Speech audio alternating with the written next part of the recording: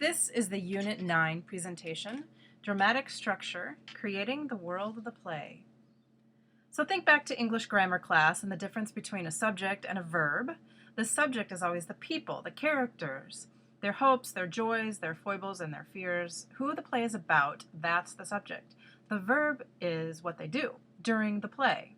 So the play provides a crucible or a test for the characters, and in order for the audience to find it interesting, the test should be difficult and include tension. So here's something interesting. The word drama comes from the Greek word drawn, which means to do.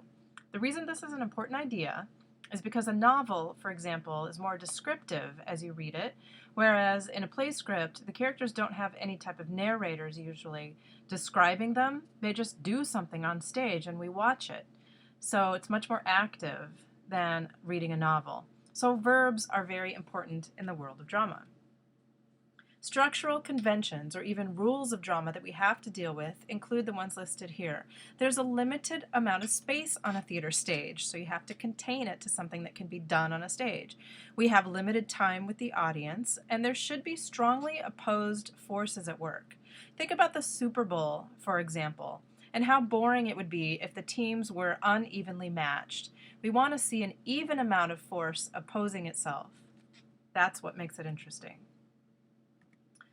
So there should be circumstances that either resolve or dissolve their tension, and the forces should act with strong incentive and motivation. Again, the Super Bowl would be boring if the players didn't feel motivated to win. So that's why at the bottom there it says incentive and motivation for the characters is extremely important.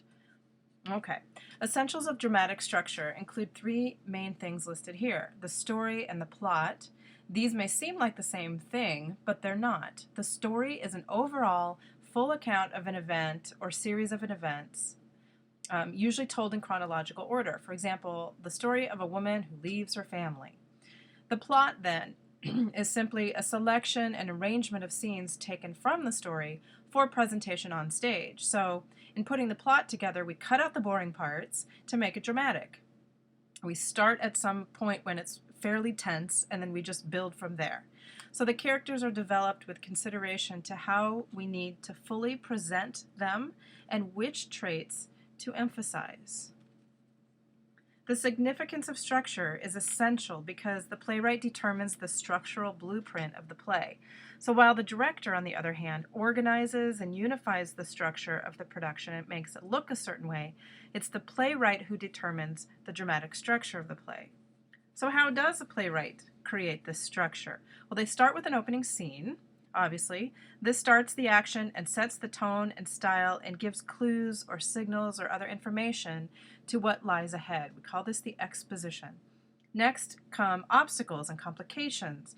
Again, it wouldn't be interesting to watch if it weren't difficult. So the playwrights put impediments in the character's way, adds complications with outside forces or new twists in the plot, and that creates a crisis and a climax. A series of crises will lead to a climactic moment, and then all heck breaks loose. So let's look at a dramatic arc. Sometimes we refer to this as a well-made play formula. Keep in mind that not all plot lines go exactly like this. Playwrights and screenwriters like to mix it up a bit, but they have to understand this basic structure before they can even begin to think about changing it. So, plot structure begins with exposition, which is a fancy term for background info. Exposition simply establishes who the characters are and what's going on. In other words, what does the audience need to know right away in order to follow the story? Next, there's an inciting incident. Something happens that messes things up a bit, and now the characters have to fix it. And as they try to fix it, things get complicated, and this is called rising action. They make progress, and then maybe more things get thrown into the mix to make it even harder. That's why it looks like a set of stairs rather than a straight line of conflicts, because just when things seem like they're getting better, things get worse again. It gets better, and then it gets worse, and it just keeps going up like that. Then, just when things just can't get any worse, there's a climactic moment, which we refer to as the climax of the story, and a major event happens. So in an action movie, it would be the bad guy gets shot, for example, and then things kind of stop for a moment. And then we have the falling action, where things start to wind down. The characters sort through all the damage and start to figure out what they're going to do next. And then things are resolved in the resolution, or they somehow come to an end. This is otherwise known by the French term denouement. So using the framework, there are two main ways of presenting it. Episodic, which means it takes place over a long period of time, many episodes, for example, like several years. It uses many different locales, and it may include several repeating patterns of that dramatic arc. Climactic, then, simply means that it follows the structure more strictly and efficiently. A shorter period of time, fewer locales, and only one main, very tight dramatic arc. Whoops. So here's what it looks like visually. Using the example of the script for Ibsen's play Ghosts, even if you don't know the play, you can see that starting with the beginning of the story, as shown on the left side or the green side, there are things that happen that incited the need for the dramatic plot to begin. So the story begins before the play begins. Things were already getting dodgy, and then the vertical blue line shows where the play begins. And now things get really dramatic and condensed to something we can watch on the stage, watching it all rise to a climactic moment. Let's talk about dramatist's point of view, which is crucial to how a text is taken from the playwright's hands into the audience's experience. Starting with the playwright, then, the production team, which includes the director, the designers, and the actors, work with the text to realize the world of the play as it should occur on stage, and that's presented to an audience. All of this is using the playwright's point of view as a guide. And keep in mind that directors and actors generally try to be very honest with the playwright's point of view. They don't want to change it. They don't want to make it totally unrecognizable to the playwright, even if they do add their own stylistic choices. It's still trying to honor what the playwright is trying to say. You don't really want to mess with that. If you do, you're not really doing it right. You shouldn't be doing that. So the world of the play evolves from this blend of perceptions and ideas. And this is important because it's really many people telling the story, not just the playwright. And again, we have to honor the playwright, even though we're doing it, with our own choices. And the audience will hopefully take away something they can understand as well. Now, the viewpoint we talk about here is made up of some important factors. First of all, it reflects what the playwrights want to emphasize. In other words, cut out the boring stuff. And it could be comic or tragic, sympathetic or satiric, cynical or celebratory. Think of the difference between the Gilmore Girls and Modern Family. Similar types of stories, but very different points of view with all of these different elements, as you see here. So we can't forget about society's point of view. Theater and society are intertwined, as we learned about in the history chapter. The outlook of society influences the playwright. We learned a little bit about this with the rise of realism being affected by society's interest in science.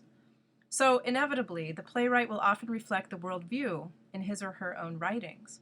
And in this worldview, the text emerges. Together, the playwright and the social outlook of his or her world creates a point of view that is complex and contextualized and hopefully understood by the audience. So how do we categorize plays? We use a term called genre, which you've probably heard before in literature or film or something like that. Genres include comedy, tragedy, musical, farce, dark comedy, etc. Why do we feel like we have to categorize them? Well, to provide an easy means of referencing works that share characteristics and to allow audiences an identifier to recognize a type of performance they might want to see. But beware, many plays exhibit characteristics of multiple genres and defy traditional expectations. These next few slides deal with types of characters that playwrights write about. We'll start with the most fun, the extraordinary characters. These are characters who seem larger than life. They often fill prestigious roles. They represent men and women at their best and at their worst. In other words, at the outer limits of human capability and endurance. Kind of like the Terminator, right? They have exceptional personalities or achievements and sometimes are a mix of extreme virtue and extreme vice. So when we talk about type, here's an example of an extraordinary character, Faustus, in Dr. Faustus by Christopher Marlowe. He's a devil-like character who has supernatural powers, creates all kinds of havoc in the world of the play.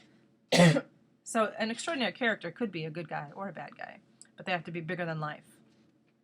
Next, we have what we call representative or quintessential characters, such as Nora in A Doll's House. She's a character we believe could be someone we know or understand, and she embodies all the characteristics we would expect in her type of character. Another type is a stock character. This comes from the tradition of Commedia dell'arte in Italy, where the stories varied each time, but each stock character had a single specific characteristic that never changed from story to story. They were the same every time. For example, the Capitano was always a type of character who was greedy and opportunistic and would come to a new town to trick the locals somehow.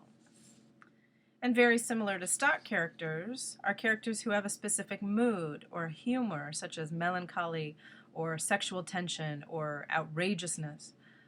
Maybe they're always angry, such as some of the characters in Molière's The Imaginary Invalid. And then your basic major or minor characters, those main characters who affect the story the most, and those who support or oppose them in a more minor way. The last two types of characters we'll discuss are those who work in a group or a chorus or a narrator, such as Groucha in Bertolt Brecht's play The Caucasian Chalk Circle. And finally, non-human characters, such as Bottom in A Midsummer Night's Dream, who must still represent human qualities while taking on the personification of a donkey. You can bet playwrights have lots of fun and creativity with non-human characters. So in taking all of the elements of dramatic structure and all the possibilities for character development, the playwright must juxtapose the characters to oppose each other and create tension, and in doing so creates a protagonist and an antagonist. Very simply, you can say the protagonist is the main character, and the antagonist is the one who opposes him or her. The other characters in the play, then, are contrasting or running parallel to either the protagonist or the antagonist, and sometimes a little of both. Another way to think about this is that the characters must be arranged like instruments in an orchestra. This arrangement must create a cumulative effect because it's not just what one character does, but what all the characters do together that creates the plot and the effect of the story. This is the end of the presentation.